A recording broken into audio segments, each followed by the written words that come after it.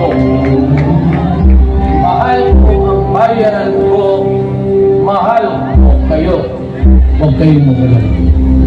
But they will never compromise our dignities. Your concern is human rights. Mine is human life. We are the wings. We to destroy, not only fight, but destroy the Communist Party of the Philippines. Kaya ako mamatay, maulo yung aeroplano, I am very happy. Alam mo bakit? Sabi ko, without declaring Marciano, I dismantle the oligarchy that control the economy of the Philippines. We wait to clear the government infrastructure in the Philippines. In other words, we're going to build the building. Gone are the days when the Philippines decides and acts in the shadows of the great powers. We may need your help, but we will not do it at the expense of the dignity of the Philippines. I am a Filipino. If I am accused of something, it must be within the jurisdiction of the police. If I am tried, it should be before a Filipino judge. And ang prosecutor must be a Filipino.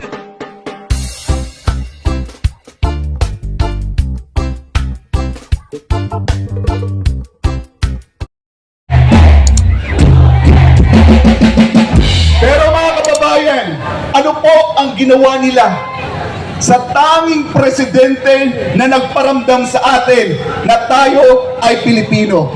Ano po ang ginawa nila sa presidente na ipinaramdam sa atin na ligtas tayong maglakad sa kalsada kahit gabi, kahit madaling araw?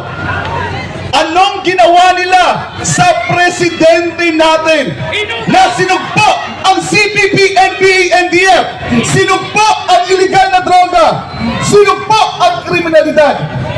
Sabi ni Vice President Sara Duterte, kidnapping ang ginawa nila kay Tatay Digong. Kaya nung panahon na si Tatay Digong ay tumayo para sa bawat isa sa atin, sino po ang tatayo ngayon para kay Tatay Digong? Sino ang tatayo para kay Tatay Digong? Siya sa loob ng 6 na taon, tumayo siya para sa bansang Pilipinas. Panahon naman natin ngayon na tumayo para kay Tatay Digong at para sa Pilipinas. Kaya ang sigaw ng taong bayan, bring him home! Bring him home! Bring him home! Bring him home!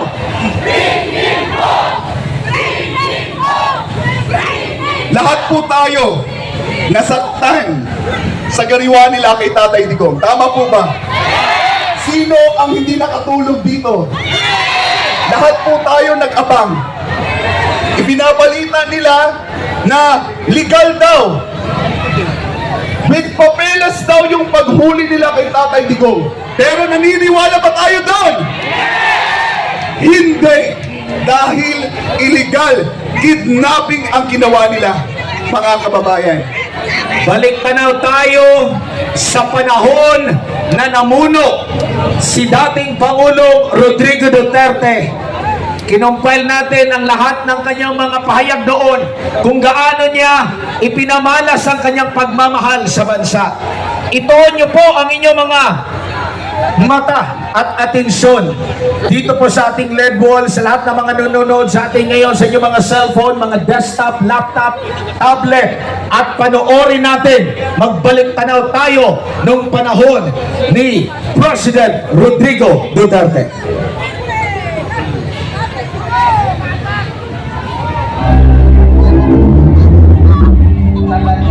Galit ako. Sira ang bayan ko. Mahal ko ang bayan ko.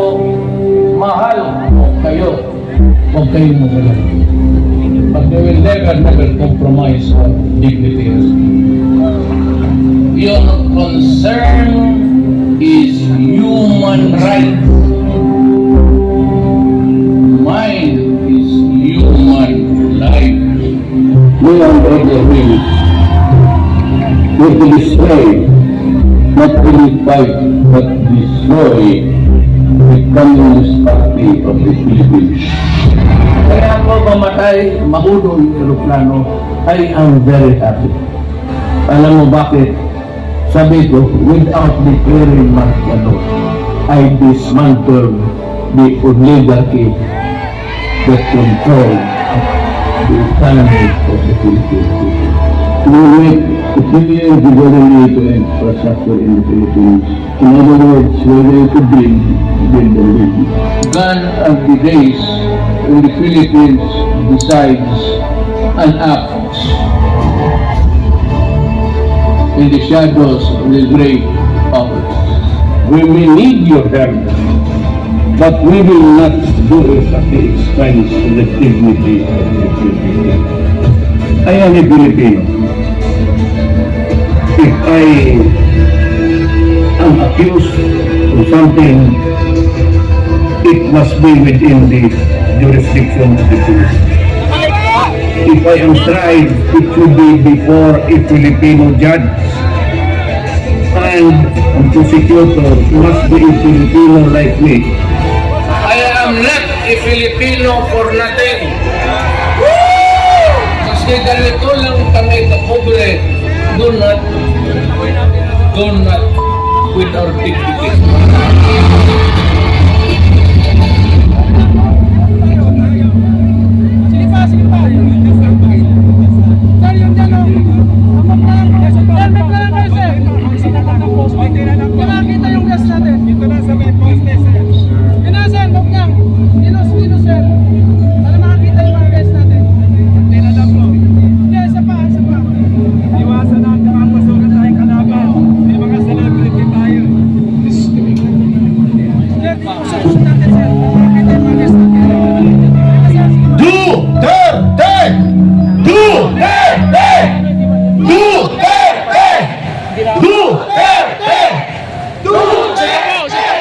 Mamaya mga kababayan, maraming magsasalita dito sa ating harapan at magpapatotoo sa lahat ng mga mabubuting nagawa ng ating dating Pangulo.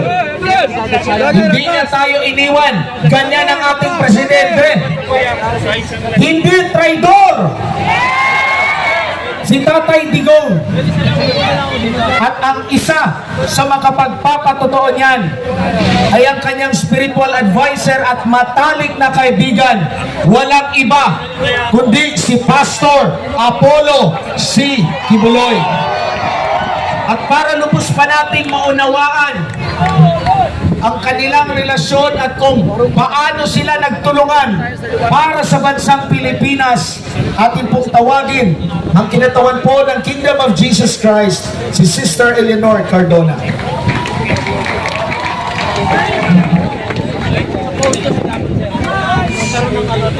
Magandang hapon sa lahat na nagmamahal kay Tatay Digong dito sa Liwasang Bonifacio. At sa lahat na nagmamahal kay Tatay Digong sa buong Pilipinas na nakikipag-isa sa atin sa hapon ito. Live tayo sa ibang probinsya, sa social media, so lahat din ng mga OFW nakikipag-isa po sa atin sa hapon ito. Una sa lahat, nagpapasalamat ako sa pagkakataon ito na makabahagi ng kwento kung paano naging magkaibigan si Pastor Apollo C. Kibuloy at si Tatay Digong. Kumbaga, this is a friendship that is forged in fire.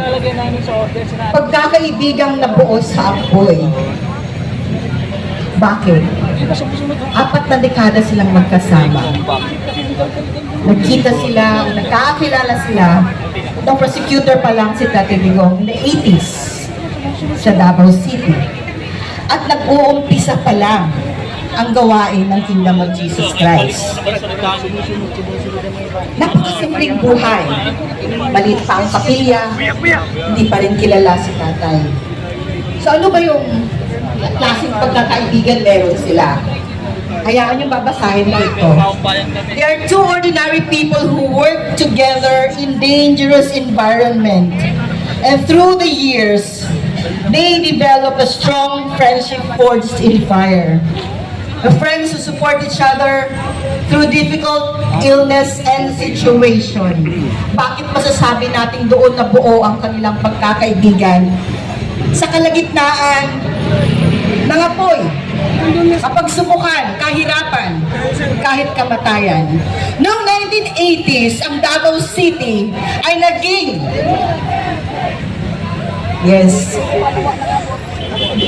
laboratory ng CPP, NPA, NDF. Napakagulo.